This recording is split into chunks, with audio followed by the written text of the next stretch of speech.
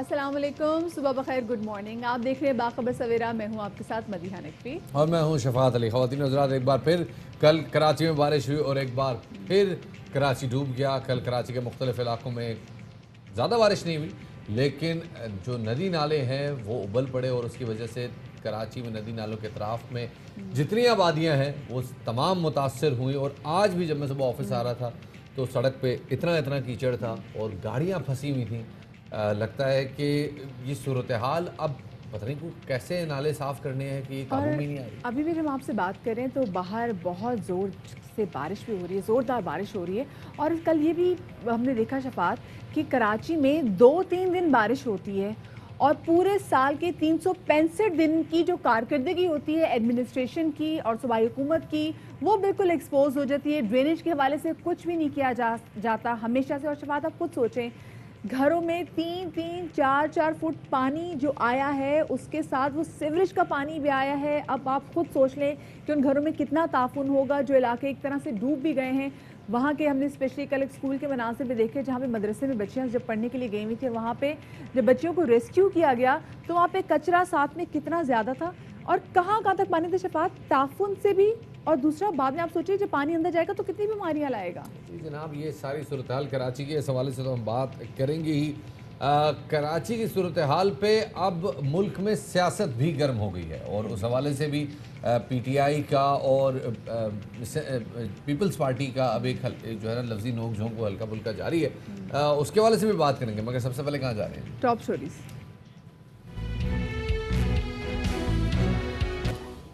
تو top story سے پہلے بھی ہم بات کر رہے تھے کراچی کی بارش کے حوالے سے، تو آپ کو اپڈیٹ دیتے چلیں کہ کراچی کی اس بارش نے کون سے علاقوں میں کیا تباہی مچائی ہے. کراچی کے بعض علاقوں میں گزشتہ روز ہونے والی 4 سے 5 گھنٹوں کی وقفے سے تیز اور ہلکی بارش نے تباہی مچا دی ہے اور یہ بارش ابھی بھی کچھ علاقوں میں دوبارہ سے شروع ہو گئی ہے. کم و بیش 100 ملی میٹر بارش کے بعد سائٹ لیاقت آباد، گلشن اقبال، گولی مار، نارتھ ناصر آباد، بنارس، گلشن اقبال، نارتھ کراچی اور اورنگی ٹاؤن میں نالے اوور فلو ہو گئے اور پانی سڑکوں پر آ گیا ہے. اسی طرح بہت سی آبادیوں میں پانی گھروں میں داخل ہو گیا. اورنگی ٹاؤن کی کل ویڈیوز آپ دیکھتے رہے اور اورنگی ٹاؤن میں نالے کا پانی تقریباً 5 فٹ اونچائی تک آ گیا. ایک مدرسے کی بلکتی بچیوں کو ٹیوب میں بٹھا کر ریسکیو کیا گیا. کے ڈی ایچ اورنگی میں وہاں بھی ہم نے دیکھا کہ ایک دریا کا منظر تھا. نارتھ ناظر آباد میں گاڑی اور رکشہ برساتی نالے میں بہہ گئے. واٹر پمپ میں بھی ایک بینک جو ہے وہ نالے کے گندے پانی میں ڈوب گیا اور ملازمین میز اور کرسیوں پر چڑھ گئے. نارتھ ناظر آباد کے بلاک ایچ میں رکشہ الٹنے سے جو وہ برساتی ریلے میں بہہ گئے تھے. کئی فٹ پانی گھروں میں داخل ہو گیا، جس کے بعد ہم نے دیکھا کہ درخت گر پڑے. ابو الحسن اصفہانی روڈ پر سڑکیں تالاب بن گئی. مختلف چاراہوں اور گلیوں میں سینکڑوں موٹر سائیکلیں اور چھوٹی بڑی گاڑیاں بند ہو گئی. بالکل شفاعت. اور اس صورتحال میں صوبائی وزیر ناصر حسین شاہ نے کراچی میں نالوں میں طغیانی کا ملبہ کرونا پر ڈال دیا ہے. وہ کہتے ہیں کہ نالوں کو 1-1.5 ماہ پہلے صاف ہو جانا چاہیے تھا. ورلڈ بینک سے معاہدہ ہو گیا تھا، لیکن ان کے افسر کرونا کی وجہ سے غیر حاضر تھے.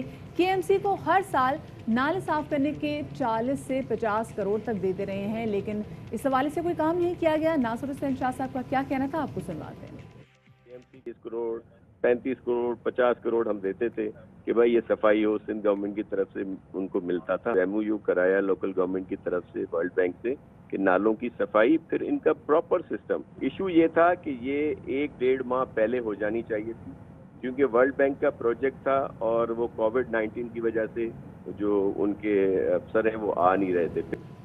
اس صورتحال میں ایم کیو ایم کے رہنما خواجہ اظہار بولے کہ کراچی کا شہری 2010 کے بعد این ایف سی اور 18ویں ترمیم کے چکر میں رل کر رہ گیا ہے. کراچی آپ کی تنخواہیں، آپ کے اخراجات دیتا ہے، اسے یوں چھوڑ دیا تو یہ ملک کی معاشی تباہی ہوگی. کراچی شہر کا شہری تو 2010 کے بعد سے جو رلا ہے اس این ایف سی کے چکر میں اور 18ویں ترمیم کے چکر میں 60% سے زیادہ ریونیو دے رہا ہے. میں نے آپ کو فگرز بتائیں. آخر یہ پیسہ آپ کا میرا ہے نا، یہ پیسہ اس شہر کے لوگوں کا پیسہ ہے، یہ پاکستان کا پیسہ ہے. یہ کون سی 18ویں ترمیم کا استعمال ہو رہا ہے کہ یہ پیسہ اس شہر پہ نہیں لگ رہا؟ کون سا علاقہ ہے کراچی کا اس وقت جو ڈوبا ہوا نہیں ہے سوائے کنٹونمنٹ بورڈز کے؟ اور یہ سارے علاقوں کی ذمہ داری لینی چاہیے. یہاں سے آپ کی تنخواہیں، یہاں سے آپ کی عیاشی، یہاں سے آپ کے اخراجات چل رہے ہیں. دوسری جانب پاک سے زمین پارٹی کے چیئرمین اور کراچی کے سابق میئر مصطفیٰ کمال نے موجودہ صورتحال کا ذمہ دار سٹی میئر کو ٹھہرایا. ان کا کیا کہنا تھا یہ بھی آپ کو سنواتے ہیں. کراچی کے جو چوکیدار تھے، کراچی کے جو رکھوالے بن کر جنہوں نے ووٹ لیا ہے، سب سے پہلے یہ اس کے ذمہ دار ہیں. کراچی کا المیہ یہ ہے کہ اس کو صرف چوروں نے نہیں لوٹا، اس کو چوکیداروں نے بھی لوٹا ہے. ریاستی اداروں کو، پاکستان کی جوڈیشری کو، اسٹیبلشمنٹ کو، میڈیا کو خدا کے واسطے اس میس کلنگ کو روکنا ہے. یہ جو جمہوریت پسند لوگ، یہ جمہوری دہشت گرد بنے ہوئے ہیں، روزانہ سینکڑوں بچوں کو مار رہے ہیں گندا پانی دے کر، روزانہ ہزاروں لوگوں کی طبیعت خراب کر رہے ہیں، روزانہ پوری نسل کی نسل کشی ہو رہی ہے. یہ جمہوری دہشت گرد ہیں. اس دہشت گردی کو روکنے کی ضرورت ہے. کراچی تباہ ہوگا تو صرف کراچی نہیں تباہ ہوگا، پورا پاکستان تباہ ہوگا. کل مراد سعید صاحب نے کہا کہ اگر کراچی کو پیپلز پارٹی کے رحم و کرم پہ چھوڑ دیا گیا تو یہ کراچی کی معاشی تباہی ہوگی. کیا کہا مراد سعید صاحب نے، آپ کو سنواتے ہیں. 10-12 سالوں میں سندھ کو NFC میں کتنا پیسہ ملا، کتنے ہزار ارب ملا، اور اس میں انہوں نے کراچی کے اوپر کتنا لگایا، کہاں پہ لگایا. اس کا حساب اس لیے ہونا چاہیے کہ اتنا زیادہ پیسہ آپ کے پاس آ رہا ہے. 18ویں ترمیم کی آپ بات کرتے ہو، NFC کی بات کرتے ہو، لوکل گورنمنٹ آپ کے انڈر ہے، تمام ادارے آپ کے انڈر ہے. کچرا نہیں اٹھا سکتے آپ، نالوں کی صفائی نہیں کر.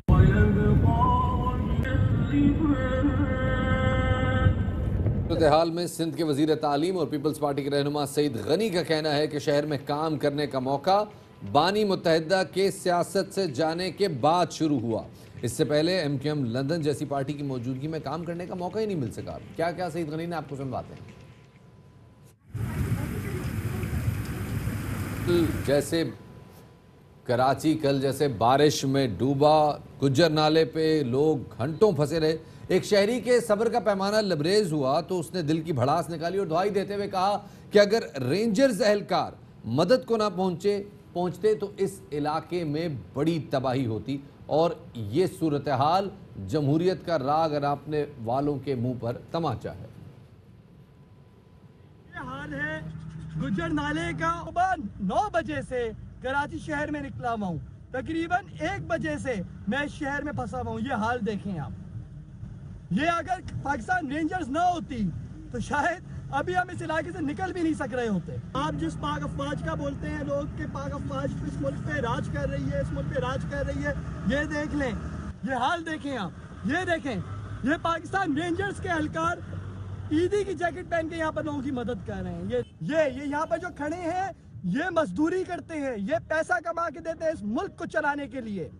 یہ حال کیا آپ نے اس ملک کا، یہ حال کیا آپ نے اس ملک کے سب سے زیادہ امپورٹنٹ شہر کا. چند گھنٹوں کی بارش کے بعد کراچی میں جو صورتحال ہے یہ آپ نے دیکھی. بہت سے علاقے ایسے ہیں جو ابھی بھی ڈوبے ہوئے ہیں، گھروں میں پانی 3-3 4-4 فٹ تک ہے. رکشہ بہہ گیا، گاڑی بہہ گئی، اور یہ صرف کل کے واقعات نہیں، پرسوں بھی ایسے بہت سارے واقعات ہوئے ہیں. ابھی جو تازہ ترین صورت کے حوالے سے جانیں گے، ہمارے نمائندے صلاح الدین ہمارے ساتھ موجود ہیں. صلاح الدین یہ بتائے گا کہ ابھی شہر کی تازہ ترین صورتحال کیا ہے. میں تو آپ کے پیچھے بھی دیکھ رہی ہوں کہ آپ کے پیچھے بھی پانی کھڑا ہوا ہے کافی. لیکن آج بھی مختلف علاقوں میں پانی جمع ہے. لیکن 2 روز کی ہونے والی بارشوں نے سندھ حکومت اور بلدیاتی اداروں کی کلی کھول کے رکھ دی تھی. خاص طور پر ضلع وسطی تو مکمل طور پر ڈوب کے رہ گیا تھا. اور جو کہ مختلف علاقے ہیں، ناکن KDA چورنگی ہے، دیگر علاقے وہاں بہت برا حال تھا. مطلب نالے جو ہے اوور فلو ہو گئے تھے، گٹر ابل گئے، تو سارا پانی جو ہے شاہراہوں پر موجود تھا. سڑکیں جو ہے جھیل کا منظر پیش کر رہی تھی. ابھی بھی میرے پیچھے عقب میں پانی کی نکاسی مکمل نہیں کی گئی ہے، کوئی بندوبست نہیں کیا گیا اداروں کی جانب سے. حالانکہ بارش رک گئی ہے، صبح بھی ہلکی پھلکی بعض علاقوں میں بارش ہوئی، لیکن ہمیں کہیں بھی کوئی بھی بلدیاتی ادارہ نظر نہیں آیا حرکت میں کوئی مشینری نظر نہیں آئی کہ جن علاقوں میں بارش رک گئی ہے وہاں سے پانی کی نکاسی کا کام شروع کیا جا سکے. لیکن افسوس کے ساتھ کہنا پڑتا ہے کہ سندھ حکومت اور میئر کراچی آپس میں اور ان کی لڑائی جھگڑے کی وجہ سے سفر کیا ہے کراچی کے شہریوں نے. کراچی صلاح الدین مجھے بتائیے گا، کل جتنا ریسکیو کا کام ہوا ہمیں یا تو اس میں فلاحی ادارے ہیں وہ نظر آئے یا ہمیں رینجرز کے اہلکار نظر آئے.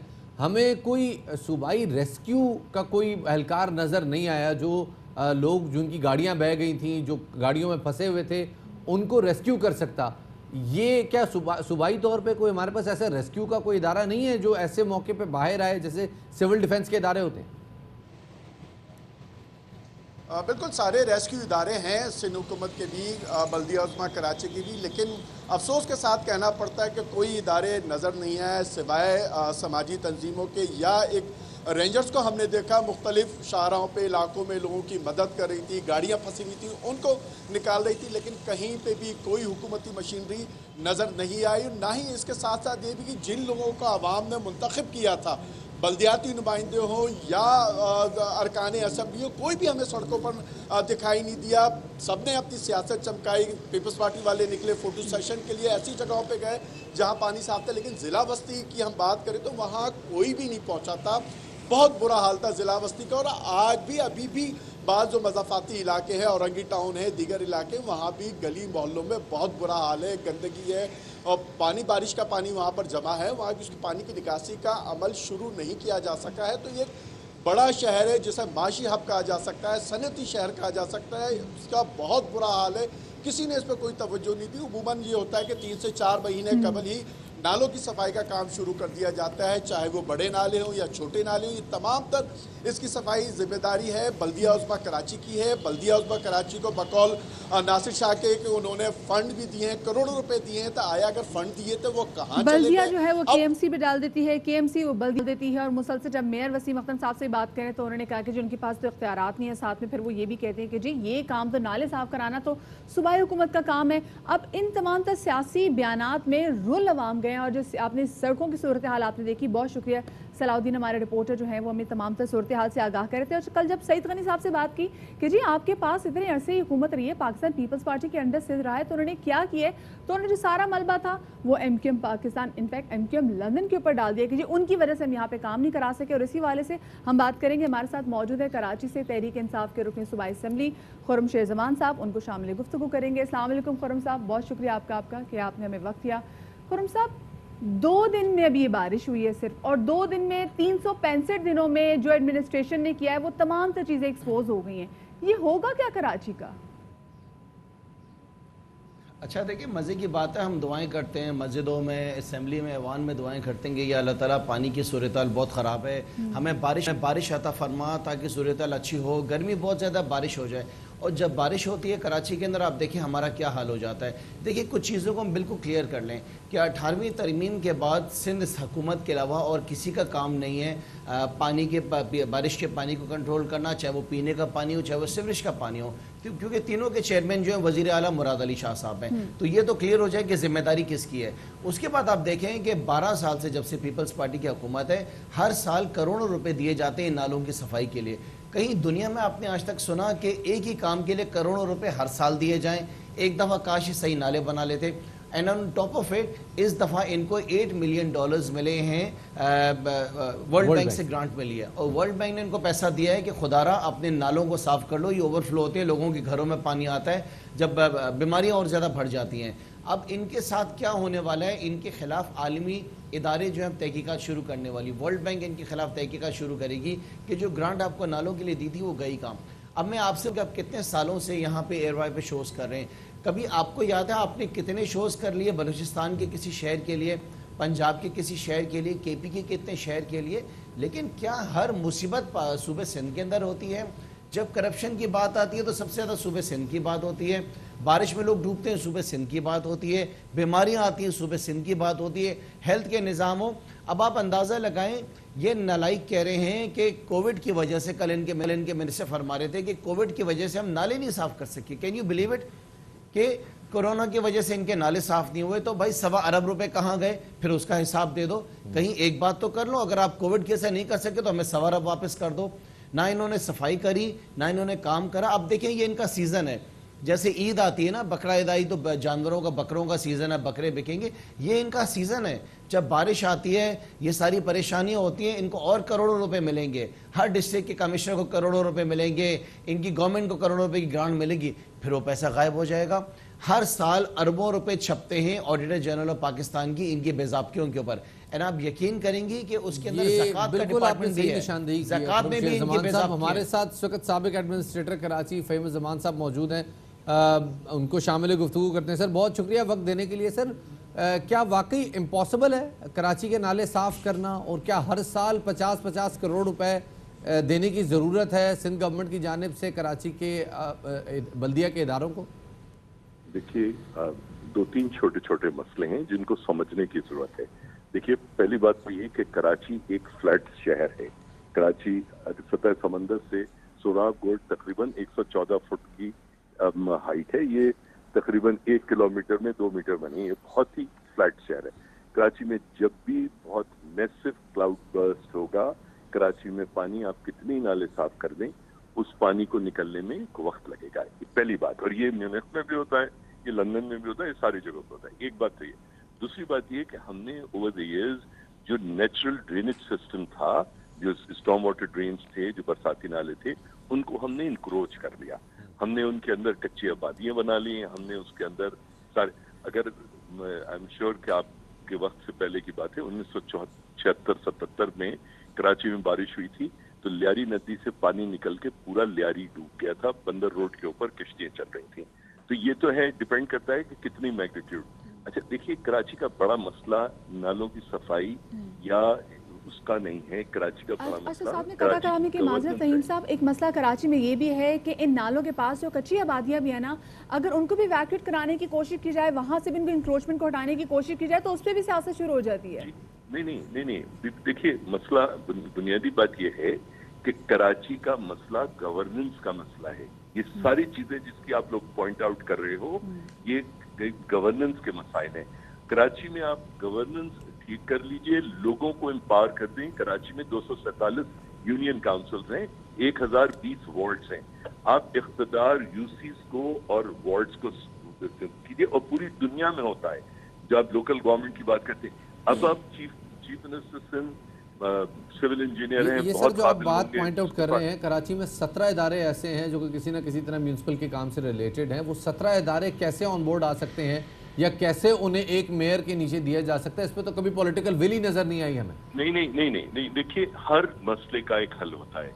جس زمانے میں ایڈمنسٹریٹر تھا، اس زمانے میں ایک پبلک سروسز کوآرڈینیشن بورڈ بنا تھا، پبلک یوٹیلیٹی بورڈ سنگاپور کے parallel.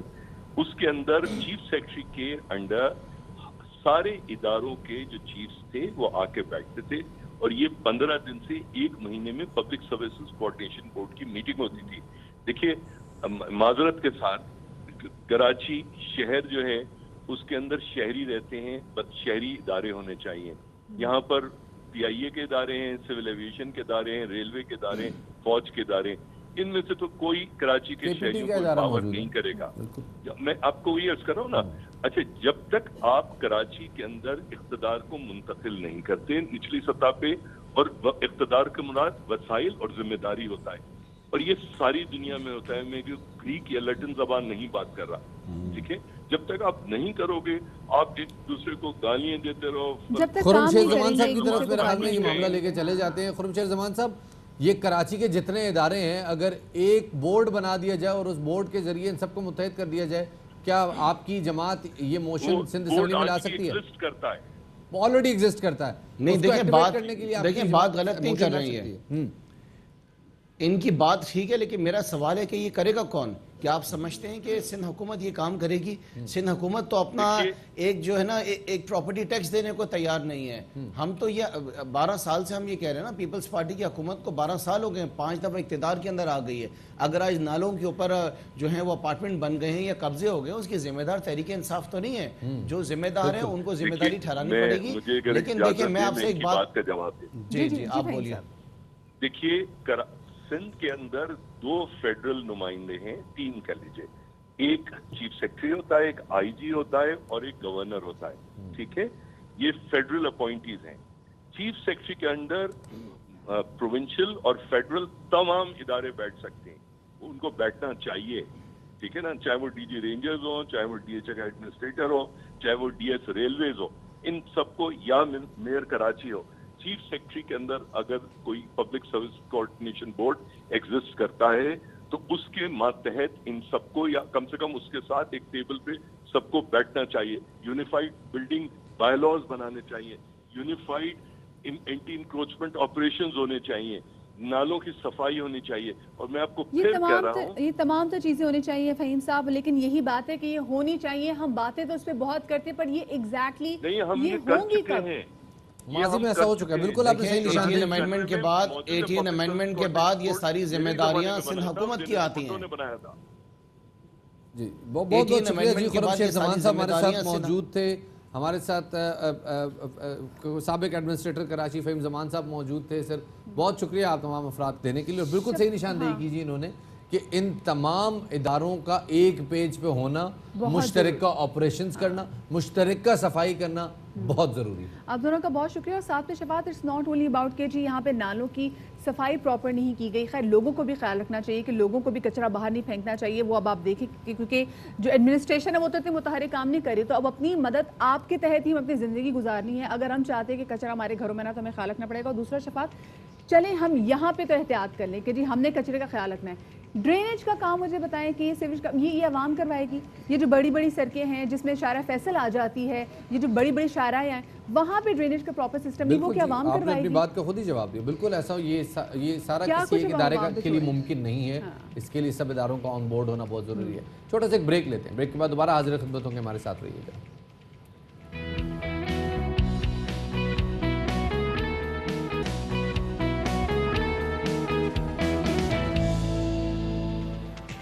Welcome back after the break. Karachi में जब गर्मी बहुत ज़ोरों की पड़ रही थी तो कराची वालों का एक ही सवाल होता था, और वो ये था कि बारिश कब होगी।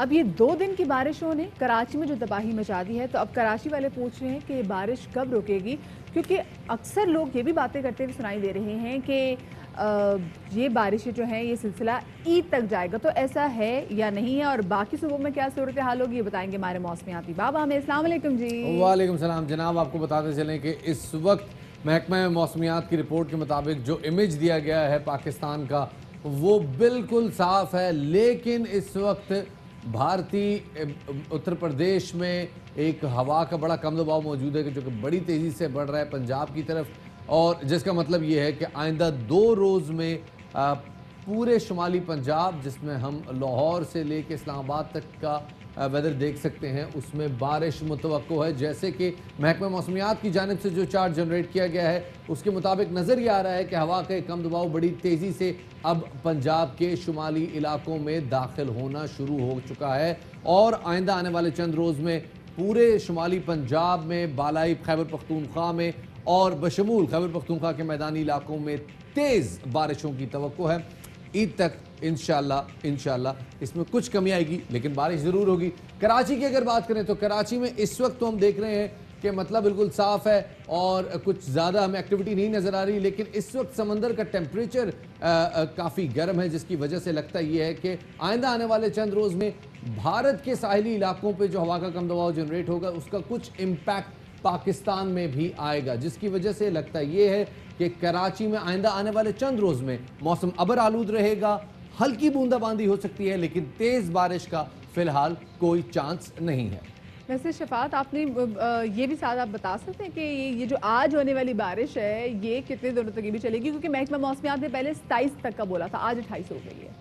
जनाब टेक्निकली स्पीकिंग जो हवा का बारिश बरसाने का जो सिस्टम है वो अभी ख़त्म हो चुका है, लेकिन चूंकि हमने जैसे बताया कि समंदर में एक्टिविटी मौजूद है, समंदर का टेम्परेचर गर्म है, जिसका मतलब ये कि बादल बनने का सिस्टम जो है वो अभी तक जारी है, जिसकी वजह से हवाओं का रुख भी कराची की तरफ है, लिहाजा डार्क क्लाउड्स आ सकते हैं, हल्की बूंदाबांदी हो सकती है, लेकिन हब्स की कैफियत किसी हद तक ख़त्म हो जाएगी। सही, चले, thank you so much Shafat. And Shafat, if you remember, आपको याद होगा कि पिछले साल भी बकरा ईद पर बहुत ज़्यादा बारिशें हुई थी और बहुत ज़्यादा बारिशों की वजह से हमने देखा था एग्जैक्टली कराची की यही सूरत हाल थी। वैसे उम्मीद है कि इस साल वो सूरत हाल पंजाब में तो होगी, लेकिन सिंध में वैसी सूरत हाल नहीं होगी जैसे पिछले साल। बस अल्लाह करे जनाब ये नाले साफ हो, ताकि जो पानी जहाँ जिन जिन इलाकों में खड़ा है वो पानी जो है वो जो ड्रेनेज का सिस्टम है वो ज़रा क्लियर हो सके, क्योंकि पिछले साल आई रिमेंबर ये भी कहा गया कि देखिए जी आप कोशिश करें कि बार आप सड़कों पर जाके कुर्बानी ना करें, क्योंकि एक तो ऑलरेडी आपकी सड़कों पर बारिश का पानी है, सीवरेज का पानी है, और उसके बाद अगर आप कुर्बानी भी करेंगे तो जो खून हम देखेंगे पूरे की पूरी इलाकों में फैला होगा, मतलब कुर्बानी का,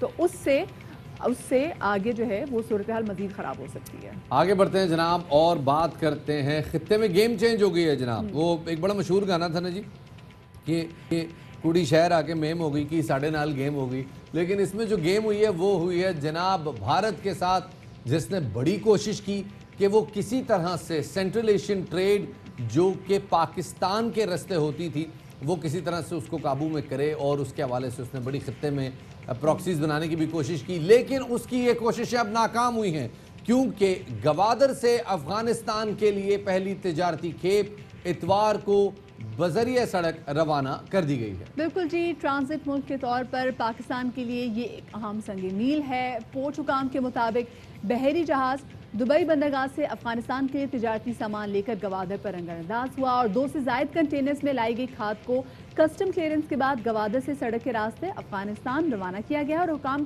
یہ بھی بتاتے ہیں کہ جلد پاکستان اور افغانستان کے درمیان سفری سہولتیں بھی معمول پر آ جائیں گی, اور موجودہ کورونا وبا کی وجہ سے آمد و رفت جو کہ کافی حصے سے معطل بھی ہے, اس ایس او پیز پر عمل درآمد بھی کیا جا رہا ہے. اور یہ جو آمد و رفت تھی, جو ایک طرح سے جو ٹریڈ جو رکی ہوئی تھی, یہ ٹریڈ بحال ہو جائے گی. اور اسی والے سے مزید بات کریں گے ہمارے ساتھ Hamdullah Khan Tareen, member chamber of small industries Balochistan, ان کو شامل گفتگو کریں گے.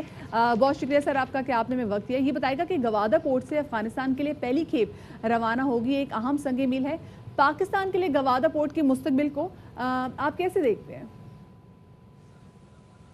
بسم اللہ الرحمن الرحیم. شکریہ مدیحہ. یہ بہت بڑی گیم چینجر ہے اس پورے خطے کے لیے انشاءاللہ, اور اس سے الحمدللہ پاکستان کا بڑا وقار بڑھے گا. اور رہی بات اپنا کیا نام, جو بھارت نے کوشش کیا تھا چابہار پورٹ کے لیے, بدنیتی کی بنیاد پہ الحمدللہ وہ ہمارے دوست ملک چین نے کے ساتھ ایران کے ساتھ مل کے اس کی کوشش کو ناکام کر دیا. یہ بہت بڑا گیم چینجر ہے, اور اس خطے کے لیے خاص کر یہ افغانستان, ازبکستان, تاجکستان, آذربائیجان, ارمنستان, یہ ان لوگوں کو ضرورت ہے یہ پورٹ. تو انشاءاللہ پاکستان کا مستقبل اس پورٹ سے بہت اچھا ہے, اور خاص کر اپنا ہمارے صوبہ بلوچستان جس میں اپنا کیا نام ہے روزگار ملے گا لوگوں کو, اور خوشحالی آئے گی اس صوبے میں. اچھا یہ بتائیے گا کہ ابھی جو بیسک انفراسٹرکچر ہے, جو بنیادی سہولیات ہیں, وہ گوادر میں ابھی ڈیولپنگ فیز میں ہے. آپ کو کیا لگتا ہے کہ اگر افغانستان کے لیے باضابطہ ٹریڈ شروع ہو جاتی ہے تو گوادر کے اندر جو انفراسٹرکچر ڈیولپمنٹ ہے اس میں تیزی آئے گی دیکھنے میں؟ بالکل آئے گی دلشاد, یہ بالکل آئے گی. اس میں یہ ہمارا فوکس, اور خاص کر ابھی جو ہمارے اپنا کیا ایک قابل قدر شخص کے ہاتھ میں سی پیک منصوبہ عاصم باجوہ صاحب کی جو ہاتھ میں ہے, الحمدللہ یہ بہت تیزی سے یہ چلے گا, اور وہ تیزی سے یہ کام کر کے دکھائے گا. ہم بڑے مطمئن ہیں, اور خاص کر اپنا کیا نام ہے اسپورٹ کا بہت بڑا ویلیو ہے. ہمیں تو نظر نہیں آ رہا ہے یہ اسپورٹ کا, دنیا دیکھ رہی ہے جو ہمارے ساتھ گیم ہو رہی ہے اس پورٹ کے حوالے سے. الحمدللہ اپنا کیا نام ہے یہ جو ابھی مضبوط ہاتھوں میں ہے, تو انشاءاللہ بہت بڑا گیم چینجر ہوگا اس پورے خطے کے لیے. اچھا حمداللہ صاحب, ساتھ میں یہ بتائے گا کہ افغانستان کے علاوہ اور کون کون سے ملکوں کو پاکستان ٹرانزٹ راہداری فراہم کر سکتا ہے؟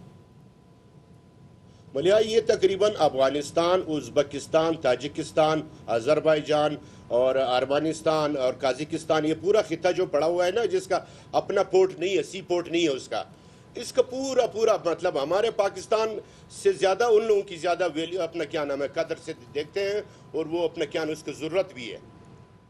بہت بہت شکریہ جی. حمداللہ خان ترین موجود تھے, بتا رہے ہیں کہ جی گوادر کا مستقبل بڑا روشن ہے, اور اگر اسی طرح یہ ٹریڈ جاری رہی تو امید ہے کہ وہاں پہ موجود جو انفراسٹرکچر ڈیولپمنٹ ہے اس میں بڑی تیزی آ جائے گی. آلریڈی کافی تیزی آئی ہوئی ہے.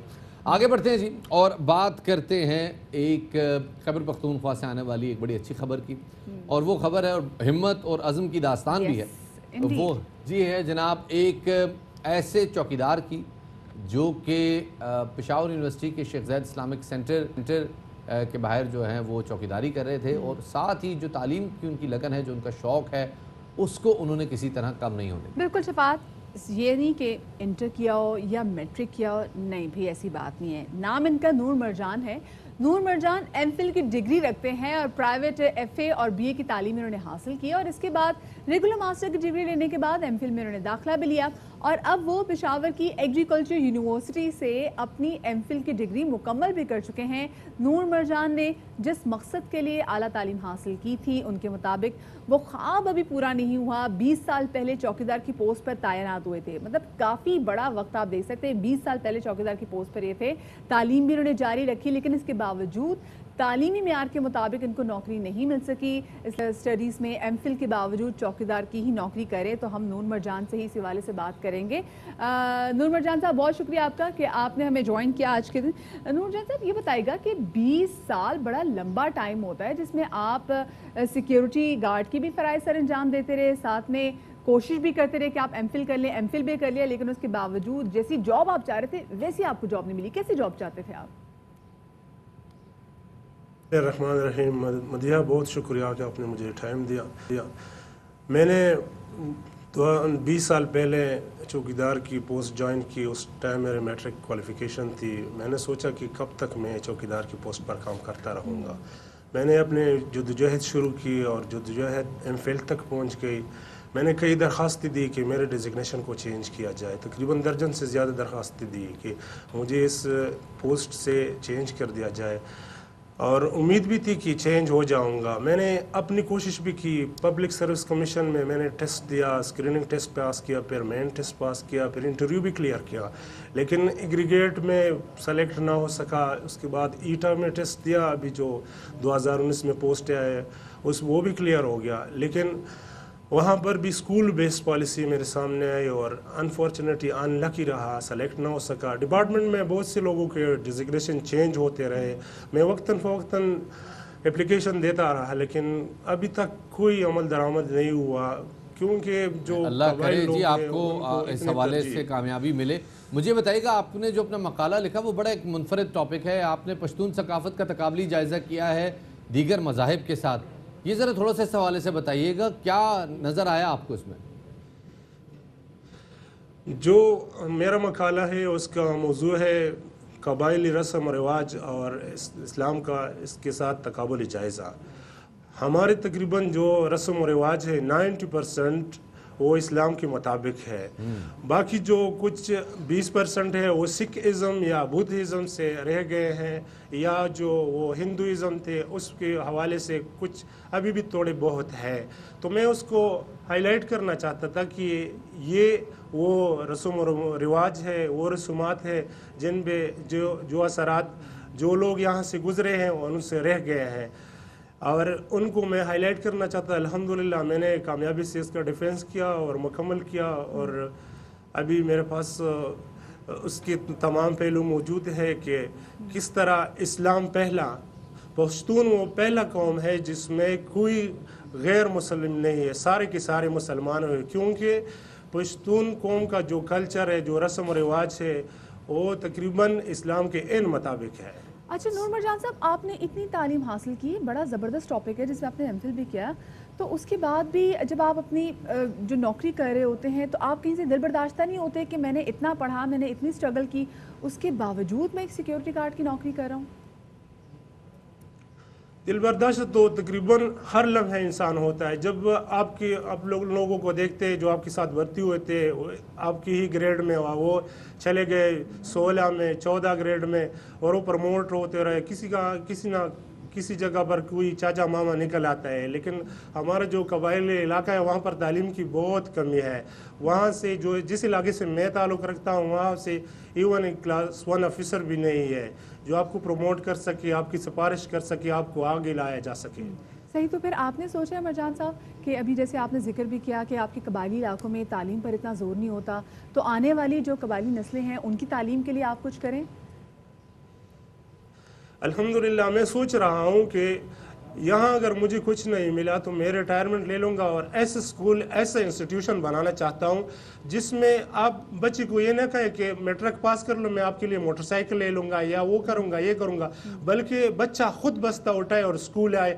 اس طرح اسکول بیسڈ کریکولم یا ٹیچر بیسڈ کریکولم نہیں ہونا چاہیے، اس میں چائلڈ بیسڈ کریکولم ہونا چاہیے تاکہ اسٹوڈنٹس بچہ اس میں خود انٹرسٹ لے اور خود اسکول پہنچ جائے، چاہے وہ چھٹی کا دن کیوں نہ ہو. بچہ ضد کرے کہ آج میں نے اسکول جانا ہے، آج میں نے یہ ایکٹیویٹی کرنا ہے. بڑا قیمتی پوائنٹ ہے کہ اس ملک کی 60% آبادی جو ہے وہ 25 سال سے نیچے ہے، لیکن بڑے کم لوگ ہیں جو آپ جیسی سوچ رکھتے ہیں، جو نوجوانوں کے پوائنٹ آف ویو سے، بچوں کے پوائنٹ آف ویو سے سوچیں کہ بچوں کو کیا فیصلے کرنے چاہیے ہم اور ان کا مستقبل کیا ہونا چاہیے۔ اب یہ بتائیے گا، یہ جو آپ نے جو ماڈل بتایا ہے اسکولنگ کا، بڑا اسکینڈینیوین قسم کا ماڈل ہے۔ ہم دیکھتے ہیں یورپ میں اس قسم کی اسکولنگ ہوتی ہے جہاں بچے کو چوائس پہ پڑھایا جاتا ہے، 2 سے 3 گھنٹے کی پڑھائی ہوتی ہے۔ کوئی ایسا سسٹم آپ نے اسٹڈی کیا ہے یا یہ آپ کی اپنی سوچ ہے؟ میں نے بی ایڈ اور ایم ایڈ دونوں پڑھے، اور اس طرح جب کوئی غریب ہوتا ہے تو وہ دل لگا کر ہی پڑھتا ہے، کیونکہ اس کو آسرا نہیں ہوتا کسی اور جگہ سے کچھ ملنے کا۔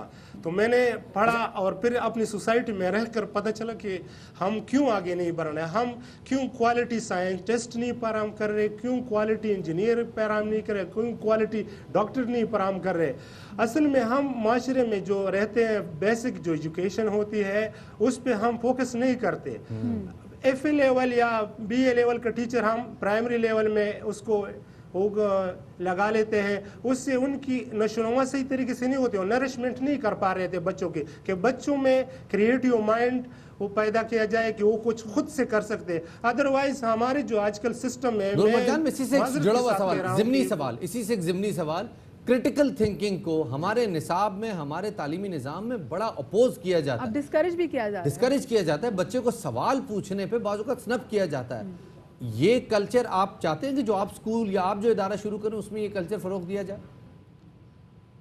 میرا سب سے پہلا بنیادی مقصد یہ ہے کہ جب ٹیچر کلاس میں ہے تو سب سے پہلے یہ پوچھے کہ کیا حال ہے، آپ لوگوں کا کوئی کویسچن ہے، کوئی مسئلہ ہے، کسی کو کوئی تکلیف ہے، باہر کوئی جانا چاہتا ہے، تاکہ کلاس سیٹسفائیڈ رہے، پھر اپنے لیکچر شروع کرے، اپنا لیکچر ڈیلیور کرے۔ نور مرجان، میں یہ ضرور کہوں گی کہ ہمارے جو اسکول ہیں وہ محروم ہیں آپ جیسی سوچ کے ٹیچر سے۔ ہم ضرور چاہیں گے کہ آپ بچوں کو پڑھائیں اور یہ جو سوچ آپ کے اندر ہے یہ آپ آگے بچوں میں بھی ٹرانسفر کریں۔ بہت شکریہ جی، نور مرجان ہمارے ساتھ موجود تھے۔ 20 سال شفاعت وہ اپنی ایک جاب کر رہے تھے، اور مطلب کوئی جاب اچھی بری نہیں ہوتی، ہر جاب جو ہے وہ بہت اچھی ہوتی ہے، آپ رزق حلال کمارے سے بڑی آپ کو اللہ پاک نے اور سعادت کیا دیں گے، لیکن اس میں بھی ہمت نہیں ہاری، اس میں انہوں نے اپنی ایم فل کی ڈگری جو ہے وہ کمپلیٹ کی ہے۔ اس کے بعد اب اگر خدا نہ خواستہ ان کو جو جاب یہ چاہ رہے نہیں ملی تو ان کا پلان یہ ہے کہ جا کے پڑھائیں۔ میں آپ کو بتاؤں آنیسٹلی وٹ آئی بلیو کہ یہ آدمی نوکری نہ کرے تو بہتر ہے، اس آدمی کو پالیسی میکنگ پہ ہونا چاہیے۔ ہمیں ایسے لوگوں کی ضرورت ہے کہ جو بچوں کی ایجوکیشن پالیسی بچوں کے پوائنٹ آف ویو سے بنائیں۔ ایک چھوٹا سا بریک لیتے ہیں، بریک کے بعد دوبارہ حاضر خدمت ہوں گے، ہمارے ساتھ رہیے گا۔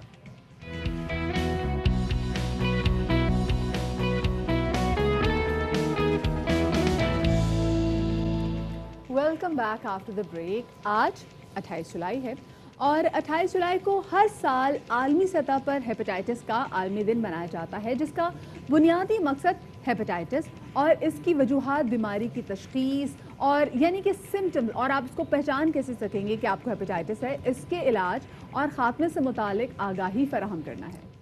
اب اسی حوالے سے بات کرنے کے لیے ہمارے ساتھ موجود ہیں جناب ڈاکٹر محمد عامر صاحب۔ ڈاکٹر صاحب بہت شکریہ۔ ڈاکٹر صاحب پہلے تو یہ بتائیے گا ہیپیٹائٹس کی ٹائپس کتنی ہیں؟ ہم ہیپیٹائٹس اے، بی، سی، کے اور ای، دیگر کئی ٹائپ سنتے ہیں لیکن لوگ ابھی تک پتہ نہیں ہے، کنونس نہیں ہے لوگ کتنی ٹائپ۔ بیسکلی تو یعنی 6-7 ٹائپس ہیں اس کی نا، لیکن جو ہم بیسکلی ڈیل کر رہے ہیں ہماری سوسائٹی میں اے، بی، سی، ڈی اینڈ ای، یہ موسٹ کامن ہے، اور ان میں سے بھی اے اور ای جو ہے وہ ایکیوٹ ہے، سیلف لمیٹنگ ڈیزیز ہے، اپنے ٹائم پہ خود صحیح ہو جاتا ہے، پیلیا جس کو کہا جی بالکل۔ اور B and C and D, یہ جو 3 ہیپیٹائٹس ہیں یہ بیسکلی یہ ایکیوٹ سے کرونک پہ چلے جاتے ہیں اور جو کہ خطرناک ہیں اور جان لیوا ہیں۔ ایکیوٹ سے مراد یہ کہ ایکیوٹ تو وہ ہوگی جو بہت جلدی 6 مہینے کا ٹائم ہے، بیسکلی ہمارے ہیپیٹائٹس میں اس کو 6 مہینے کا ٹائم دیا جاتا ہے کہ اگر 6 مہینے کے اندر صحیح ہو جاتا ہے تو ایکیوٹ ہے، 6 مہینے سے زیادہ اگر وہ یعنی پریویل کرتا ہے جو سلولی ڈیولپنگ ہوتا ہے۔ اچھا ڈاکٹر صاحب، ہمارے یہاں پہ کیوں اتنی مطلب کیوں دیکھتے ہیں کہ ہیپیٹائٹس کی ہم بار بار آگاہی بھی دیتے ہیں، 28 جولائی کو دن ہی منایا جاتا ہے، اس کے باوجود ہمارے یہاں پاکستان میں ہیپیٹائٹس بہت تیزی سے پھیلتا ہے، اسپیشلی اس سیزن میں؟ جی بیسکلی ہمارے یہاں جو یعنی پریکٹس ہو رہی ہے یعنی کہ یعنی انسیف بلڈ یعنی اسکرین نہیں ہوئے ہوا وہ بلڈ یہ جو چھیدے جا رہے ہیں، یا جو سرجیکل پریکٹس ہو رہی ہے ہمارے یہاں یعنی انسٹرلائزڈ میتھڈس، یہ ساری وجوہات ہیں۔ بیسکلی لوگوں کو پتہ نہیں ہے کہ کیا ہونا ہے کیا نہیں ہونا، لوگ چیک ہی نہیں کراتے ہیں، انڈائگنوز، یعنی دنیا میں 298 ملین لوگ ایسے ہیں جن کو پتہ ہی نہیں ہے ان کو ہیپیٹائٹس ہے۔ جیسے 2018 کا جو ہیپیٹائٹس ورلڈ ہیپیٹائٹس ڈے کا تھیم تھا وہ تھا کہ missing millions, find the missing millions, یعنی ان کو بتایا جائے کہ آپ کو ہیپیٹائٹس ہے، ان کو پتہ ہی نہیں ہوتا ہے۔ تو لوگوں کو بیسیکلی اویئرنیس کی جو ہے نا وہ نہیں ہے کہ یعنی ہے کیا ان کو. تو بیسیکلی اویئرنیس کا بہت اچھی بات کی. مجھے بتائیے کہ بہت سارے لوگوں کو تو پتہ ہی نہیں چلتا کہ ان کو ہیپاٹائٹس ہے, جب تک کہ جیسے آپ نے بتایا وہ کرونک ہے, سلولی ڈیولپنگ ہے, اگلی سٹیج آ جاتی ہے, ایڈوانسڈ ہو جاتا ہے, لیور فیل ہو جاتا ہے بیسیکلی. لیور فیل بیسیکلی بہت سے لوگوں کو پتہ کیسے چلتا ہے انیشیلی کہ یار مجھے ہیپاٹائٹس ہے؟ دیکھیے اے اور ای جو ہے وہ تو ظاہر سی بات ہے جوائنٹس کے ساتھ پریزنٹ کرتے ہیں, فیور بھی ہو جاتا ہے, پیلیا جیسے عام زبان میں کہتے ہیں وہ ہو جاتا ہے. لیکن بی اور سی کے زیادہ تر کیسز میں آپ کو پتہ ہی نہیں ہوتا کہ آپ کو ہیپاٹائٹس ہے. تو اس صورت میں صرف اور صرف اسکریننگ یعنی ٹیسٹ کرانے پہ آپ کو پتہ چلتا ہے. لیکن کوئی سمپٹمز ڈاکٹر صاحب اس کے ہوتے ہیں بہت کم, یعنی 90% میں سمپٹمز نہیں ہوتے. جیسے موسٹلی لوگوں کا پیٹ خراب ہو جاتا ہے, ان کو آئیڈیا نہیں ہوتا. ایکیوٹ میں, کرونک میں نہیں ہوتا ہے. کرونک میں صرف ٹیسٹ کرانے میں, یعنی ٹیسٹ بھی وہ کسی اور وجہ سے کرا رہے ہوتے ہیں, یعنی کسی سرجیکل پروسیجر کے لیے جیسے وہ گئے. سرجیکل پروسیجر کے جو روٹین ٹیسٹ ہیں اس میں ہیپاٹائٹس بی سی انکلوڈ ہوتا ہے. جب کرایا تو پتہ چلا ان کو ہیپاٹائٹس بی ایسی ہے, یا گائنیکولوجی یعنی ڈلیوری ہو رہی ہے جیسے بہت سی خواتین کی, ویزیبل بھی نہیں ہوتا, بالکل ویزیبل نہیں ہوتا. بڑی خطرناک بات بتا رہے ہیں. یہی سارا مسئلہ ہے کہ اویئرنیس, یو نیور نو, ہم میں سے کوئی کیری کر رہا ہو. وہی میں کہہ رہا ہوں کہ کسی کو نہیں پتا, تو صرف اسکریننگ اس کا واحد وہ علاج ہے, یعنی طریقہ ہے کہ جس سے آپ کو پتہ چل جائے کہ ہیپاٹائٹس ہے یا نہیں ہے. بی اور سی کی بات جیسے ہم دیکھتے ہیں کہ بہت سارے ایسے وائرسز جو کہ RNA بیسڈ ہیں وہ اپنی کاپیز بناتے ہیں. اس وائرس کا کیا طریقہ کار ہوتا ہے, اور کیا جیسے ہم دیکھ رہے ہیں کہ آج کل پلازما ڈونیشن کی بات ہوتی ہے, تو کیا پلازما ڈونیشن کے ذریعے کوئی پاسبلٹی ہوتی ہے؟ اس میں کوئی رول نہیں ہے. بی جیسے سی اور اے اور ڈی جو ہے یہ RNA وائرس ہے, اور بی جو ہے واحد اس میں DNA وائرس ہے. اس میں یہ بیسکلی جا کے لیور میں جا کے ملٹیپلائی بلینس آف کاپیز کے بناتے ہیں ایکیوٹ فیز میں نا, پھر وہ آہستہ آہستہ لیور کو ڈسٹرائے کر رہے ہوتے ہیں. لیکن پلازما کا اس میں کوئی رول نہیں ہے. اس کا واحد طریقہ جو ہے نا, جو ہمارا ریکمینڈڈ میتھڈ ہے علاج کا, وہی اس کا علاج ہے. مارکیٹ میں بہت سی چیزیں ہو رہی ہیں, یعنی حکیم وغیرہ کر رہے ہیں, بٹ مجھے ابھی تک کوئی اس کا رزلٹ اچھا نہیں نظر آیا. مجھے بتائے گا کہ وہ شخص جو کہ پہلے اس سے انفیکٹ رہ چکا ہو, جس کو پہلے ٹائیفائڈ رہ چکا ہو, اس کے بعد وہ ریکور بھی کر ٹائیفائڈ سے, پھر اس کو کرونا بھی ہو جائے, وہ کرونا سے بھی ریکور ہو جائے, سو کیا وہ شخص آگے جا کے پلازما ڈونیٹ کر سکتا ہے, یا پھر آپ اس کو ریکمینڈ نہیں کریں گے؟ اس کو پلازما کے لیے ہم نہیں ریکمینڈ کریں گے, کیونکہ اس میں اینٹی باڈیز ہیں. یعنی وہ جس کو بھی پلازما لگے گا اس کی, تو یعنی کرونا کے لیے تو آپ ٹریٹ کر رہے ہیں, بٹ ساتھ میں آپ اس کو بی اور سی بھی دے رہے ہیں. اگر جو بھی اس کو ہے, ادھر بی ہے یا سی ہے, تو آپ اس کو بی بھی ڈونیٹ کر رہے ہیں اس کے ساتھ. انہیلدی کچھ ایکٹیویٹیز بھی ہے ڈاکٹر صاحب ہماری, مطلب جیسے اگر ہم یہاں پہ کوئی جینٹس کے سیلون میں کوئی چلا جائے تو وہاں پر پراپر چیزیں اسٹیریلائز نہیں کی جاتی, بہت زیادہ ہے. تو ان اوزار سے ہم استعمال کرتے ہیں, ہم کسی ڈینٹسٹ کے پاس چلے جائیں, one of the major risk factors, تو کسی ڈینٹسٹ کے پاس چلے جائیں تو وہاں جن کے پاس یوٹینسل موجود ہیں, ان سے کتنا خطرہ ہے کہ یہ جو ٹائیفائڈ ہے یہ کسی ایک شخص سے دوسرے شخص سے منتقل ہو سکتا ہے؟ بالکل. اس کا یعنی 70 to 80% ہمارے پاس جو کیسز آ رہے ہیں نا, بیسکلی وہ باربر شاپ سے ہی آ رہے ہیں یا ڈینٹسٹ سے آ رہے ہیں, جو یعنی بیسکلی جو نارمل ڈینٹسٹ پریکٹس ہے ہماری یہاں, اس میں انسٹرلائزیشن ہوتی نہیں ہے. اور جو روڈ سائڈ پہ ڈینٹسٹ بیٹھے ہوئے ہیں جو کہ کویکس ہیں بیسکلی, وہ تو کر ہی نہیں رہے. ڈاکٹر صاحب میں ایک معاملہ پوچھنا چاہ رہا ہوں کہ کوئی ہاٹ اسپاٹس ایسے کوئی آئیڈینٹیفائی ہوئے ہیں؟ میری اپنی انڈرسٹینڈنگ یہ ہے, میں نے دیکھا ہے لاہور میں بہت زیادہ کیسز آتے ہیں لیور کے حوالے سے, اور خاص طور پہ سینٹرل پنجاب میں لیور کے حوالے سے بہت زیادہ کیسز آتے ہیں, اور وہ یوزلی ایڈوانس سٹیج کے ہوتے ہیں.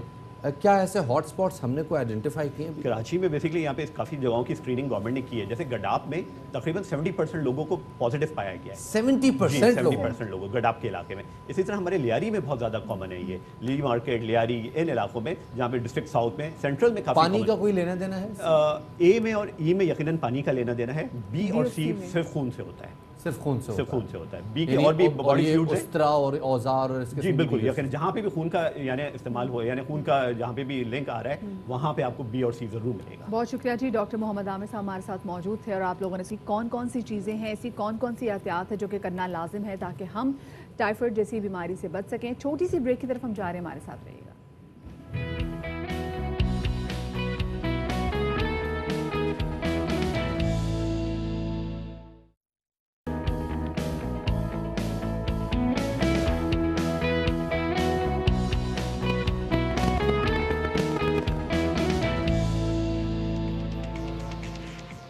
بریک کے بعد خوش آمدید کہتے ہیں آپ کو باخبر سویرا میں ایک بار پھر. بریک پہ جانے سے پہلے بڑی انسپریشنل سٹوری ہم نے کور کی, اور ایک ایسے چوکیدار کے حوالے سے بات کی کہ جس نے ایم فل کمپلیٹ کیا ہے, اور ابھی بھی جو اس کی ذہنی اپروچ ہے وہ بہت بلند ہے, اور وہ میرے خیال میں کسی اس لیے ان کو اچھی جاب نہیں مل رہی. یہ تو ہوتا ہے بھئی, اگر آپ ڈیفرنٹ ہوں گے تو یہ میوزک تو سہنا پڑے گا, کیونکہ معاشرہ جو ہے وہ ڈفرینٹ لوگوں کو برداشت نہیں کرنا چاہتا کیونکہ معاشرے نے سدھرنا نہیں ہے نا. اگر معاشرہ سدھرنے کا فیصلہ کر لے تو وہ پھر خود اپنے سے بہتر لوگوں بڑھ جاتی ہے پھر ایسے لوگوں کی. ایگزیکٹلی. آگے بڑھیں گے جناب اور بات کریں گے ہم کورونا کے حوالے سے, ہم بات کریں گے ایک نئے آنے والے سنگر کے حوالے سے. بہت کچھ ہے جناب آج کے شو میں, لیکن سب سے پہلے ہم نظر ڈالیں گے ٹاپ سٹوریز پہ.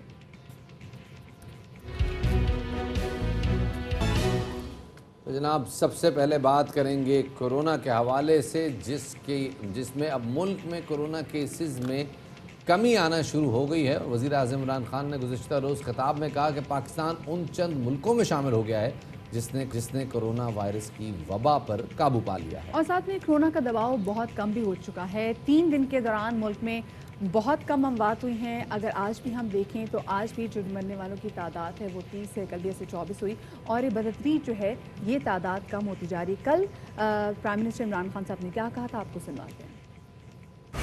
ڈاکٹر ظفر مرزا کے مطابق پاکستان میں کورونا وائرس سے اموات میں 87% کمی ہوئی ہے. 3 ماہ کے دوران 24 گھنٹے میں سب سے کم 20 اموات ہوئیں, لیکن اب بھی کسی لاپرواہی کی گنجائش نہیں.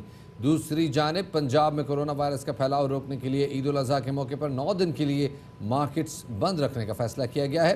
سمارٹ لاک ڈاؤن کا اطلاق رات 12 بجے سے شروع ہو چکا ہے جو 5 اگست تک جاری رہے گا. اور اس دوران عید پر مارکیٹوں کو بند کر دیا جائے گا. وزیر اعلیٰ پنجاب نے عوام سے اپیل کی ہے کہ وہ عید سادگی سے منائیں اور کورونا کے تناظر میں SOPs کی مسلسل پابندی کریں. ریسٹورینٹ اور تفریحی مقامات کو کھولنے کا فیصلہ محرم کے بعد اب مشاورت سے کیا جائے گا. اسی والے سے مزید تفصیلات جانیں گے. AY نیوز کے نمائندہ خصوصی نعیم حنیف ہمارے ساتھ موجود ہیں. Naeem, good morning and welcome to Bakhabar Savera. نعیم, یہ جو 9 دن پر ایک دم سے انہوں نے لاک ڈاؤن لگا دیا گیا ہے تو صورتحال کیا ہے؟ مطلب کمپلیٹلی بند ہوگا لاہور یا پھر جو کیونکہ بکرا منڈی بھی ہے تو یا یہ جگہ کھلی رہیں گی؟ جی بالکل مدیہ, سب سے پہلے تو میں یہ آپ کو بتاتا چلوں کہ عید الفطر پر چونکہ نرمی کی گئی تھی لاک ڈاؤن میں اور تقریباً 2 گنا ہو گیا تھا پنجاب میں کرونا اور کیسز اتنی بڑی تعداد میں بڑھے تھے, اسی کو پیش نظر رکھتے ہوئے اب یہ فیصلہ کیا گیا ہے. 9 دن کا لاک ڈاؤن کیا گیا ہے پنجاب میں اور اس میں جو ہے وہ مارکیٹس بند رہیں گی, شاپنگ مالز بند رہیں گے, لیکن جو منڈیاں ہیں وہ صبح 7 سے رات 11 بجے تک SOPs کے ساتھ جو ہیں وہ کھلی رہیں گی. اور اس کے علاوہ جو ہے وہ کھانے پینے کی جو بیکریز ہیں اور میڈیسن کے جو شاپس ہیں وہ کھلی رہیں گی. اچھا, اس میں تھوڑا سا یہ میں آپ کو بتانا چاہوں گا کہ یہ صرف اور صرف لاک ڈاؤن کی جو اناؤنسمنٹ ہے اس سے کرونا پر قابو نہیں پایا گیا تھا اور نہ ہی آئندہ بھی ایسا ہوگا جب تک SOPs پر عمل درآمد نہیں کروایا جائے گا. کل جب اچانک سے اناؤنسمنٹ ہوئی تو کل پورے پنجاب میں, صرف لاہور میں ہی نہیں, ایک حادثاتی چاند رات کا آغاز ہو گیا اور لوگ گھروں سے نکل آئے. انہیں پتا تھا کل رات 12 بجے کے بعد جو ہے وہ مارکیٹس بند ہوں گی. اس کے بعد کیا ہوا عید الفطر پر کہ جب لاک ڈاؤن کیا گیا تو ایک دم سے جب لوگ نکل آئے ہیں اور آپ نے بولا نا جیسے چاند رات کا سما ہو گیا تو زیادہ جمگٹھا لوگوں کو اکٹھا ہو گیا ہوگا اور وہاں سے تو پھر وائرس پھیلنے کا خدشہ مزید بڑھ گیا ہوگا. بالکل ایسا ہوا کل, بالکل ایسا ہم نے بلکہ کور بھی کروایا مختلف مارکیٹ سے. اس قدر رش تھا اور بالکل SOPs نام کی کوئی چیز نہیں تھی اور اب بھی ایسا ہوگا. ہم آپ کو رپورٹ کرتے رہیں گے آئندہ اگلے دنوں میں. شٹر ڈاؤن شاپنگ شروع ہو جائے گی, شٹر ڈاؤن ہوں گے مگر اندر جو ہے وہ اس شاپ کی اور اس جو ایریا ہے اس کی کیپیسٹی سے کہیں زیادہ لوگ گھس جائیں گے اور اس پر عمل درآمد پھر آ جا کے ہمارے جو ہے نا معصوم پنجاب پولیس جو ہے اس پر نزلہ گر جاتا ہے. یہ SOPs پر عمل درآمد انہوں نے ہی کروانا ہے مگر مجبوری یہ ہے کہ متعلقہ جو پولیس ہے اس کو مینج کیا جاتا ہے اور شٹر ڈاؤن شاپنگ کا سلسلہ شروع کر دیا جاتا ہے. وہ انتہائی خطرناک بات ہے. کل ہی IG کانفرنس بھی ہوئی. نہیں, SOPs کے حوالے سے بات تو کی جا رہی ہے لیکن SOPs پہ عوام کس حد تک عمل کر رہی ہے یہ بہرحال ایک بڑا سوالیہ نشان ہے کیونکہ عوام اسی طرح باہر نکل رہی ہے, لوگ اپنے دفاتر میں بھی جا رہے ہیں.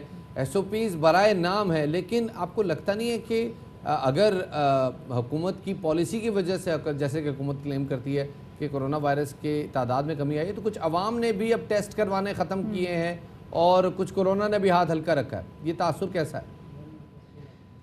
دیکھیں, ایک تو جو ہے وہ یہاں پہ جو کرنٹینہ سینٹرز تھے वो जब से वहाँ पे लोगों को आइसोलेट करना ख़त्म किया, होम आइसोलेशन का सिलसिला शुरू हुआ, तो आप बिल्कुल सही फरमा रहे हैं कि लोगों ने जो है ना वो अब उस तरह से वो यहाँ पे टेस्टिंग जो है उसकी तादाद भी बहुत ज़्यादा कम हुई है। और जहाँ तक प्राइम मिनिस्टर ऑफ पाकिस्तान की बात है, लोग तनकीद करते हैं, हम भी अगर कुछ ऐसी चीज़ें होती हैं उन पर तनकीद करते हैं, मगर स्मार्ट लॉकडाउन से बहुत ज़्यादा फ़ायदा हुआ है। और secretary health care captain Usman से मेरी बात हो रही थी, तो वो कह रहे थे कि अब कोरोना के साथ साथ चूँकि मंडियाँ लगी हुई हैं, कॉन्गो वायरस का भी बहुत ज़्यादा ख़तरा है पंजाब में, और उस हवाले से भी अब वो स्ट्रेटजी बना रहे हैं कि जब आप मंडी में जानवर ख़रीदने के लिए जाते हैं तो हल्के रंग के कपड़े पहने, और जानवरों पर जो है वो रेंगने वाले कीड़े अगर आपको दिखाई दें तो वहाँ पर कॉन्गो वायरस का जो है ख़तरा मौजूद है, छोटे बच्चों को लेकर ना जाएं। बात फिर वही शफात आप जो फरमा रहे थे कि